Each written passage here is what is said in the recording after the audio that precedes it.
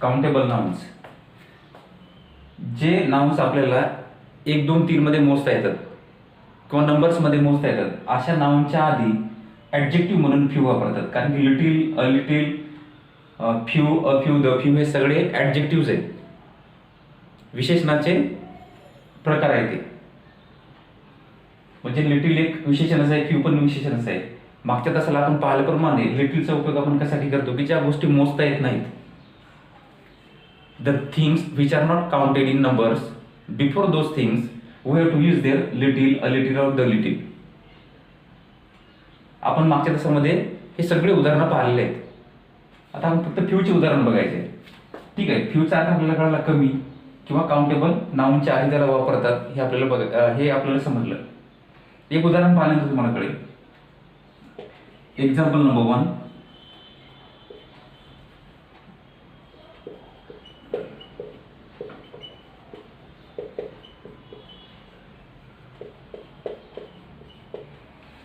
She bought few books. In this sentence, few books means we have used here only few. फक्त few शब्द वापरलेला आहे. तर ज्यावेळेस आपण फक्त few शब्द वापरलेला असतो अशा वेळेस त्याचा अर्थ काहीच नाही किंवा खूप कमी असा अर्थ होतो. म्हणजेच तिने खूप कमी पुस्तके विकत घेतली, अर्थात काहीच नाही घेतली असा त्याचा अर्थ होतो. म्हणजे ज्या ज्या वेळेला फ्यूच्या आधी अ किंवा द या दोन्हीपैकी कोणतेही आर्टिकल यूज केलेलं नसते अशा वेळेला हे वाक्य निगेटिव्ह म्हणून घेतले जाते. Means whenever there is no article before little or before few, that time such types of sentences are considered to be negative. Means the meaning of such types of sentence is taken negatively, because only few, this word indicates or this word displays that this sentence is to be taken negatively. It's very simple. त्याच्या आधी जर articles नसतील, ए किंवा the नसेल, तर अशा वेळेला few शब्द, मागच्या तासाला पाहिल्याप्रमाणे लिटिल शब्द हे सगळे निगेटिव्ह म्हणून समजले जातात. कारण की बघा, एक सहज म्हणून एक उदाहरण घेऊ की निगेटिव्ह काय आहे किंवा क्वेश्चन टॅग करताना याचा काय नेमका फायदा तोटा असतो हे आपल्याला कळते. क्वेश्चन टॅग आपण वेगळा भाग घेऊ म्हणा, परंतु आपल्याला जर असं विचारलं की या वाक्याचं क्वेश्चन टॅग करा किंवा या वाक्याला ॲड क्वेश्चन टॅग और टेल टॅग, मग अशा वेळेला बघा आपला प्रॉब्लेम काय होतो. आपल्याला कोणतरी शिकवलेलं असते किंवा एखाद्या पुस्तकामध्ये आपण वाचलेलं असते, वाक्य जर निगेटिव्ह असेल तर क्वेश्चन टॅग आपल्याला अफर्मेटिव्ह करावा लागतो, आणि वाक्य जर अफर्मेटिव्ह असेल तर क्वेश्चन टॅग आपल्याला निगेटिव्ह करावा लागतो. Means it is told somewhere in our book or by some persons, by our teachers. आणि निगेटिव्ह वाक्य ओळखण्यासाठी आपल्याकडे 2-3 शब्द असतात, nothing, no, never, neither, nor यासारखे. मग त्याचा अर्थ घेऊन किंवा तसे शब्द दिसले की आपल्याला वाटते हे निगेटिव्ह आहे, परंतु नो, नथिंग, नेव्हर, नायदर यासारख्या वाक्यामध्ये कोणते शब्द आहेत का? नाही आहेत, तरी हे वाक्य निगेटिव्ह आहे हे आपल्याला समजून घ्यायचं. हे सगळं शिकवण्याचं कारण हेच आहे की योग्य शब्द योग्य ठिकाणी आपल्याला वापरता आला पाहिजे. Proper word should be used at the proper places. This is the main object of learning this topic today. या वाक्यामध्ये फक्त फ्यू आहे, नो, नेव्हर, नथिंग नाही, तरी पण हे निगेटिव्ह समजून घ्यायचं. याचा अर्थ निगेटिव्ह निघतो थोडक्यात. शी बॉट फ्यू बुक्स म्हणजे तिने खूपच कमी पुस्तक विकत घेतली, म्हणजेच विकत नाहीच घेतली थोडक्यात, असा याचा अर्थ होतो. कारण की बघा, क्वेश्चन टॅग करताना काय नियम असतो आपला, वाक्य जसं तसं आधी लिहा. समजा आपल्याला क्वेश्चन टॅग करायचं आहे, suppose we have to add question tag to this sentence. She bought few books. Question tag करताना असं जास्त आपण वाक्य लिहितो, वाक्य पूर्ण झाल्यानंतर कॉमा देतो. कॉमा दिल्यानंतर आपण डायरेक्ट सहाय्यकारी क्रियापद किंवा क्रियापद, म्हणजे सहाय्यकारी क्रियापद नसेल तर क्रियापदाचा विचार करतो, आणि सहाय्यकारी क्रियापद असेल तर सहाय्यकारी क्रियापदाचा विचार केला जातो क्वेश्चन टॅगमध्ये. हा भाग आपण अतिशय विस्तृतपणे एका स्पेशल पाठामध्ये बघू, त्यावेळेस आपण एक स्पेशल लेक्चर घेऊ. That time question tag will be discuss. सीधे कॉमा दिल्यानंतर एक तर या ठिकाणी सहाय्यकारी क्रियापद आहे का फक्त क्रियापद आहे, या 2 गोष्टीवर आपल्याला विचार करायचा आहे. फॉर एक्झाम्पल सहाय्यकारी क्रियापद कोणते असतात? Am is are, was, were, shall, will, had, have, has. यापैकी काय आहे का? नाही. मग आपल्याला क्रियापदाचा विचार करायचा. मग क्रियापदाचं पहिलं रूप आहे की दुसरं रूप आहे? This type of knowledge should be taken into consideration. म्हणजे आपल्याला याचं ज्ञान असायला पाहिजे की whether there is helping verb or main verb. म्हणजे मुख्य क्रियापद आहे एखादं का हेल्पिंग वर्ब आहे. मग अशा वेळेला या ठिकाणी ॲमिजार वगैरे नाही, वॉजवेअर नाही, हॅवॅज नाही, हॅड नाही, मग क्रियापद विचारात घ्यायचं. देन आपल्याला हे कळलं पाहिजे, we should understand one thing that the form of that verb, म्हणजे त्या क्रियापदाचं किती रूप आहे? सेकंड आहे का फर्स्ट आहे? कारण की जनरली थर्ड रूप असलं की त्या ठिकाणी हॅवॅज किंवा हॅड आधी असतोच. या ठिकाणी बायचं दुसरं रूप बॉट घेतलेलं आहे, म्हणून बॉट घेतल्यानंतर म्हणजे दुसरं रूप आहे, त्यामुळे डीड घ्यायचा असतो. आणि डीड घेतल्यानंतर शी घ्यायचा असतो आणि क्वेश्चन मार्क. आता जनरली वरचं वाक्य जर निगेटिव्ह नसलं तर डिडंट होतो. परंतु मी तुम्हाला आधी सांगितलं की फ्यू शब्द घेतलेला आहे आणि समोर आर्टिकल यूज केलेलं नाही, याचा अर्थ हे वाक्य आपल्याला निगेटिव्ह म्हणूनच घ्यायचं आहे. म्हणून आपण काय केलं? याला फक्त डीड घेतलं. She bought few books, did she? म्हणजे in this way we can add question tag or we can add tail tag. Actually this part is different. हा भागच वेगळा आहे क्वेश्चन टॅगचा. This topic is to be discuss next time or whenever we get time. Now the question is that how to use few, a few or the few. First of all, we should understand this thing. आपल्याला आधी ही गोष्ट समजायला पाहिजे. Okay, पहिलं उदाहरण झालं शी bought few books, म्हणजे तिच्याजवळ तिने खूपच कमी पुस्तकं विकत घेतली, किंवा तिने खूपच कमी म्हटल्यापेक्षा पुस्तकेच विकत नाही घेतली असा अर्थ यामधून निघतो. ठीक आहे. दुसरं बघा,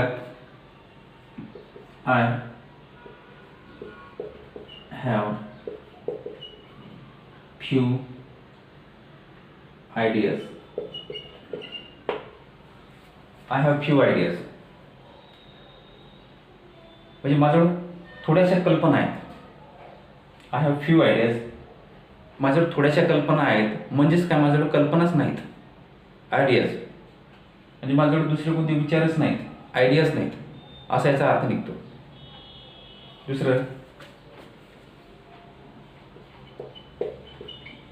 she has few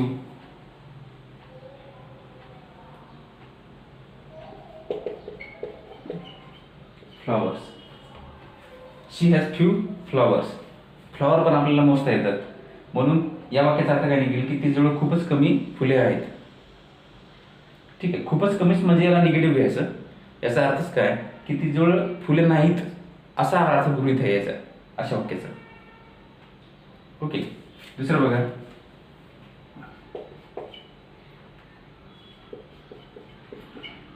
she spoke.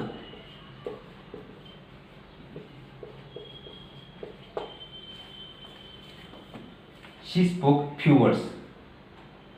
तिने थोडे शब्द बोलली, किंवा तो थोडा शब्द बोलला. तो, मला वाटतं याची ठिकाणी शी आहे का? He spoke few words. तो थोडे शब्द बोलला. आता थोडे शब्द बोलला म्हणजे काय? खूपच कमी शब्द बोलला, म्हणजेच तो बोललाच नाही असं म्हणू आपण. कारण की हे फ्यू फ्यू फ्यू या कोणत्याही फ्यूच्या आधी आर्टिकल यूज केलेलं नाही, म्हणजेच हे वाक्य सगळे निगेटिव्ह घेतले जातात. रूल आपल्याला कळाला असेल, ज्या वेळेस फ्यूच्या आधी आर्टिकल नसतो अशा वेळेस अशी वाक्य निगेटिव्ह घेतले जातात. फ्यूचा अर्थ तो कमी, आणि कमी म्हणजेच कोणते? ज्या गोष्टी आपल्याला मोजता येतात. म्हणजे काउंटेबल नाउनच्या आधी हे ॲडजेक्टिव्ह वापरले जाते फ्यू, आणि फ्यूच्या आधी आर्टिकल नसेल तर हे निगेटिव्ह वाक्य घेतले जातात. हीच गोष्ट परत परत मी सांगतो. ओके.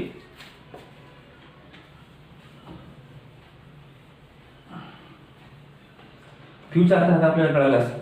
फ्यू कुठे वापरायचा? एक, ज्या ठिकाणी जे दिलेला समोरचा शब्द आहे तो शब्द काउंटेबल असला पाहिजे, म्हणजे मोजता येण्यासारख्या गोष्टी असल्या पाहिजेत. आणि फक्त फ्यू वापरला तर त्याचा अर्थ होतो खूपच कमी.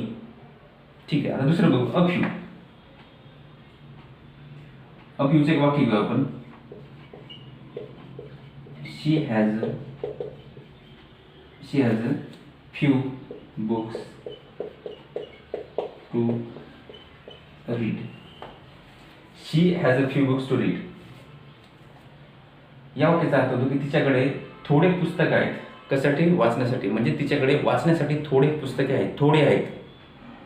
आणि या ठिकाणी जर आर्टिकल नसता आणि फक्त फ्यू यूज केला असता तर अशा वेळेला तिच्याकडे पुस्तके खूप कमी आहेत, म्हणजेच काय, तिच्याकडे पुस्तकेच नाहीत असा अर्थ झाला असता. वापरला म्हणजे थोडे पुस्तके तिच्याकडे आहेत. Okay.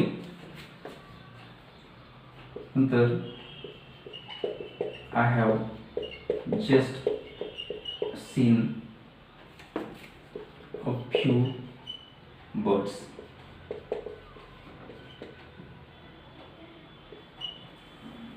I have just seen a few birds. मी सध्याच काही पक्षी म्हणजे थोडे पक्षी पाहिले आहेत. मी सध्याच थोडे पक्षी पाहिलेले आहेत. थोडक्यात काय, या ठिकाणी अ फ्यू म्हटलं, थोडे पक्षी म्हणजे पक्षी पाहिलेले आहेत. या ठिकाणी जर आर्टिकल नसता फक्त फ्यू बर्ड्स म्हटलं असतं तर काहीच पक्षी पाहिले नाहीत, म्हणजेच काय, अगदी कमी. कमी म्हटल्यापेक्षा नाहीच पाहिले अशा अर्थाने असे वाक्य घेतले जातात. आर्टिकल असेल तर थोडे, आर्टिकल नसेल म्हणजे त्या ठिकाणी ए वापरलेलं नसेल तर निगेटिव्ह होते वाक्य, आणि फ्यू असेल तर थोडे असा याचा अर्थ होतो. ठीक आहे. They collected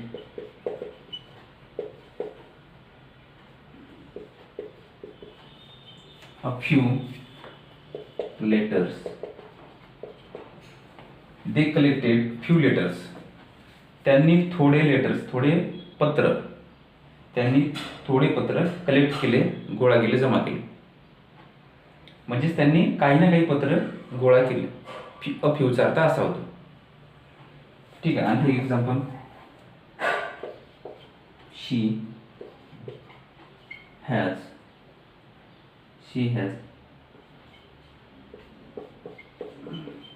spoken a few words. ती थोडे शब्द बोलली आहे. आणि ती थोडे शब्द बोलली आहे म्हणजे काही ना काही ती शब्द बोललेली आहे. अशा वेळेला अ फ्यू आपल्याला वापरायचा असतो. म्हणजे अशा प्रकारे आपण हे उदाहरणं पाहिली. या उदाहरणात आपल्याला कळलं की अ फ्यू कुठे वापरायचा आणि फक्त फ्यू कुठे वापरायचं. आता आपण लास्ट बघू द फ्यू आपल्याला कुठे वापरायचं.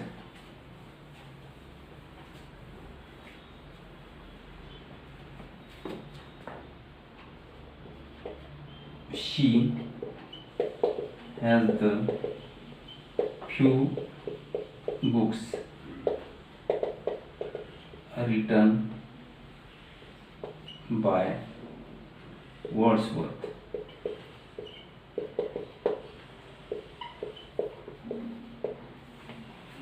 She has the few books written by Wordsworth. William Wordsworth is the name of a poet in English. इंग्लिशमध्ये वर्ड्सवर्थ हे नावाचे सुद्धा कवी आहेत म्हणून आपण. She has the few books written by Wordsworth. या ठिकाणी द का वापरला? द फ्यू केव्हा वापरायचा असतो किंवा द कधी वापरायचा असतो की ज्या वेळेला एखादी गोष्ट निश्चित असते, कमीच आहे परंतु निश्चित आहे. मग या ठिकाणी म्हणजे शी हॅज द फ्यू बुक्स, तिच्याकडे थोडे पुस्तक आहेत. पण पुस्तकाविषयी अधिक माहिती कोण दिली? Return by William Wordsworth. म्हणजे पुस्तकं दुसरे तिसरे कोणते नसून पुस्तकं कोणाचे आहेत? वर्ड्सवर्थचे आहेत. म्हणजे ही पुस्तकं विशेष बनली, निश्चित बनली. मग अशा वेळेला दचा उपयोग करायचा असतो. तसेही मागच्या तासामध्येही बोलताना आपण थोडं डिस्कस केलं होतं की दचा नेमका कुठे उपयोग होतो. जनरली ज्या ठिकाणी निश्चित एखादी गोष्ट असते अशा वेळेला आपण डेफिनेट आर्टिकल म्हणून दचा उपयोग करतो. Means the is use for the definite things. बघा, she has the few books written by William Wordsworth. Wordsworth या कवीने लिहिलेली किंवा वर्ड्सवर्थने लिहिलेली तिच्याकडे थोडी पुस्तके आहेत. म्हणजे त्या पुस्तकाविषयी अधिक माहिती दिली म्हणून या ठिकाणी आपल्याला द फ्यू वापरायचा असतो. कारण की द हे डेफिनेट आर्टिकल आहे. The is a definite article and it is used before the definite noun. निश्चित काही नाउन असतील अशा वेळेला आपल्याला द यूज करायचा असतो. दुसरं एक वाक्य बघू आपण.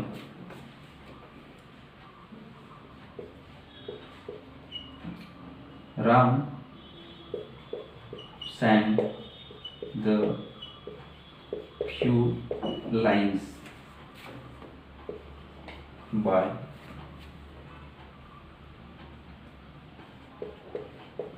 Sonu.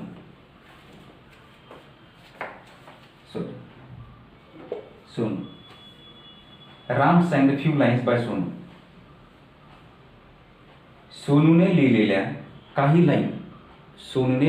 काही लाईन रामने गायल्या. म्हणजे रामने कोणत्या लाईन गायल्या? सोनूने लिहिलेल्या. सोनू निगम म्हणू आपण या ठिकाणी. सोनू निगमने लिहिलेल्या काही लाईन रामने गायल्या. म्हणजे ह्या लाईन्स कोणत्या लाईन? सोनू निगम लिहिलेल्या. म्हणजे या लाईन्स विषयी अधिक माहिती आपल्याला मिळाली. म्हणून त्या लाईन्स कशा झाल्या? निश्चित झाल्या. म्हणजे अशा वेळेला आपल्याला द फ्यू वापरायचा असतो. कमीच एखादी गोष्ट असेल आणि निश्चित असेल तर अशा वेळेला आपल्याला द फ्यू वापरायचा असतो. Okay, means there is something countable and that is definite. That time the is to be used. आता थोडक्यात आपण समरी घेऊ की आपण या तासामध्ये काय चर्चा केली. बघा, फ्यू, अ फ्यू आणि the few. In today's lecture, we have discussed this topic and we have gone through various types of examples and the uses of few, a few and the few have been explained. आपण ही चर्चा केलेली आहे, explain केलेली आहे. Means फ्यूचा अर्थ आपण पाहिलेला आहे की फ्यू म्हणजे अगदी थोडे किंवा अगदी कमीच, म्हणजे त्याला निगेटिव्ह घ्या असं आपण बोललो. म्हणजे एकच वाक्य आपण तिन्हीमध्ये रूपांतर करण्याचा प्रयत्न करू. शी हॅज फ्यू बुक्स. तिच्याकडे थोडे पुस्तके आहेत, म्हणजे तिच्याकडे खूप कमी पुस्तके आहेत. बुक्स मोजता येतात, 1 2 3 मध्ये मोजता येतात, म्हणून आपण फ्यू शब्द वापरला. नाहीतर आपण लिटिल वापरला असता. कारण की लिटिल ज्या गोष्टी मोजता येत नाहीत, म्हणजे things which are not counted in numbers, that time we have to use their little. Here books means books are counted in numbers. त्यामुळे आपण because of that reason we have used here few. नंतर she has a few books. नंतर she has